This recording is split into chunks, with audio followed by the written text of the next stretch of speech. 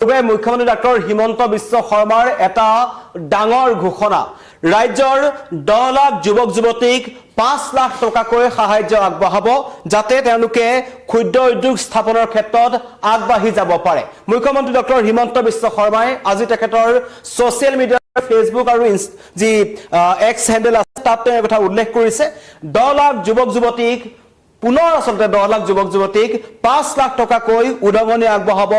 ৰাজ্য চৰকাৰৰ ফালৰ পৰা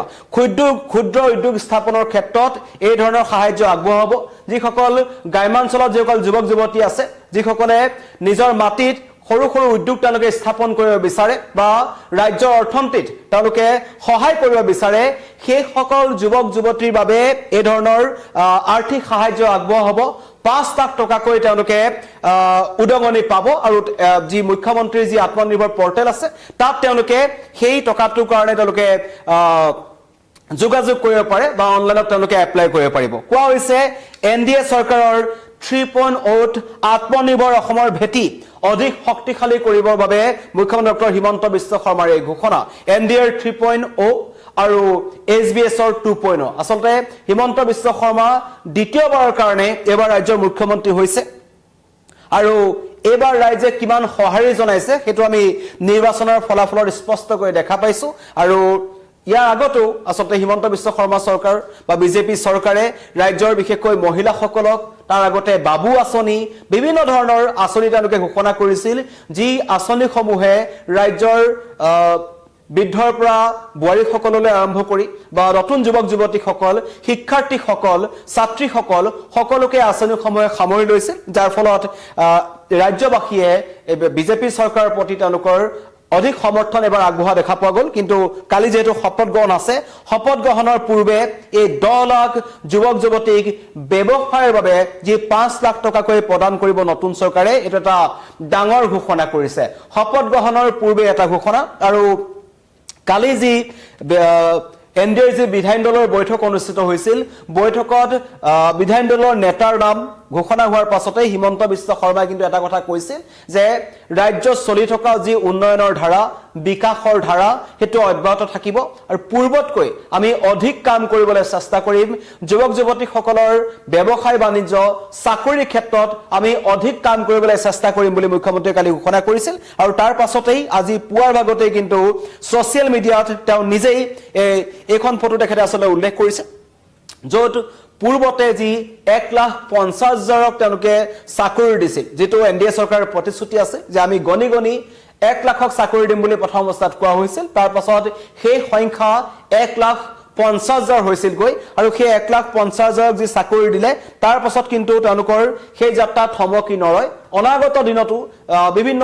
চৰকাৰী যিবোৰ বিভাগ আছে তাত চাকৰি ওলাব আৰু লগতে যিসকলে ব্যৱসায় বাণিজ্যৰ ক্ষেত্ৰত আগবাঢ়ি যাব বিচাৰে বা ক্ষুদ্ৰ উদ্যোগৰ ক্ষেত্ৰত আগবাঢ়ি যাব বিচাৰে তেওঁলোকৰ কাৰণে কিন্তু আজি কালি শপত গ্ৰহণৰ পূৰ্বে আজিৰ দিনটোতে কিন্তু মুখ্যমন্ত্ৰীয়ে এটা সুখবৰ দিছে বুলি কৈছে এটা আশাৰ বতৰা তেওঁ জনাইছে 10 লাখ টকাকৈ যুৱক যুৱতীক চিনাক্ত কৰা হ'ব যিসকল যোগ্য হ'ব আসলতে যিসকলৰ ক্ষুদ্ৰ উদ্যোগ আছে বা স্থাপন কৰিবলৈ পৰ্যাপ্ত যিখিনি ক্ৰাইটেৰিয়া লাগে সেইখিনি তেওঁলোকৰ যদি থাকে নিশ্চয় তেওঁলোকে এই টকা পাব বুলি মুখ্যমন্ত্ৰীৰ ফালৰ পৰা কোৱা হৈছে আৰু এইটো এটা ডাঙৰ ঘোষণা বুলি ক'ব লাগিব আৰু লগতে যি চাহ বাগিচা অঞ্চলসমূহ আছে বিশেষকৈ এই চৰকাৰখন অহাৰ পাছত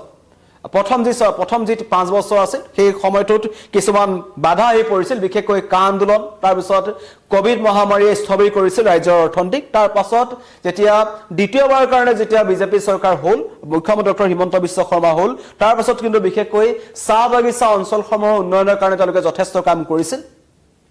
আঁচনি মুকলি কৰিছিল আৰু লগতে এই চাহ বাগিচা অঞ্চলসমূহত শিক্ষাৰ দিশটো যাতে অধিক তেওঁলোকে আগতকৈ আগবঢ়াই নিব পাৰে তাৰ কাৰণে আদৰ্শ বিদ্যালয় স্থাপন কৰাৰ সিদ্ধান্ত গ্ৰহণ কৰিছিল আৰু অনাগত 5 বছৰত আগতে তেওঁলোকে প্ৰায় 150খনৰ অধিক তেওঁলোকে বিদ্যালয় স্থাপন কৰিছে যে অনাগত 5 বছৰত ৰাজ্যৰ 118খন চাহ বাগিচাত 100খন আদৰ্শ বিদ্যালয় স্থাপন কৰিব অসম চৰকাৰে যাতে চাহ শ্ৰমিকৰ যিসকল শিশু আছে বা ছাত্ৰ ছাত্ৰীসকল আছে তেওঁলোকে যাতে নিজৰ যি বাগিচা আছে বাগিচা অঞ্চলতে তেওঁলোকে শিক্ষাৰ তেওঁলোকৰ ব্যৱস্থা থাকে তাৰ কাৰণে আদৰ্শ বিদ্যালয় তেওঁলোকে স্থাপন কৰিব য'ত ৰাজ্য চৰকাৰৰ ফালৰ পৰা শিক্ষক নিযুক্তি দিয়া হ'ব এইটো এটা ডাঙৰ ঘোষণা দুটা ডাঙৰ ঘোষণা ইতিমধ্যে কৰিছে এটা হৈছে 10 লাখ যুৱক যুৱতীক 5 লাখ টকাকৈ আৰ্থিক সাহায্য ইয়াৰ আগতো আমি দেখিছিলো অৰুণোদয় বা বিভিন্ন আঁচনিৰ জৰিয়তে ৰাজ্যৰ যিসকল বিশেষকৈ মহিলাসকল আছে তেওঁলোকে কিন্তু হিমন্ত বিশ্ব শৰ্মাৰ প্ৰতি যথেষ্ট আগ্ৰহ দেখুৱাইছিল তেওঁ চৰকাৰৰ প্ৰতি তেওঁলোকে সন্মান দেখুৱাইছিল আৰু এখন চৰকাৰক লৈ তেওঁলোকে যথেষ্ট আশা ৰাখিছে যে অনাগত 5 বছৰটো যি সাহায্য আছে কাম কৰিবৰ কাৰণে সাহায্য দিয়া হৈছে বা ব্যৱসায় বাণিজ্যৰ কাৰণে সাহায্য দিয়া হৈছে বিশেষকৈ আত্মসহায়ক গোটসমূহক আচলতে তেওঁলোকে আৰ্থিক অনুদান প্ৰদান কৰিছে আৰু সেই আৰ্থিক অনুদান দিয়াৰ ফলত তেওঁলোকে ৰাজ্যৰ অৰ্থনীতিত তেওঁলোকে নিজৰ প্ৰভাৱ বিস্তাৰ কৰিব পাৰিছে বা নিজকে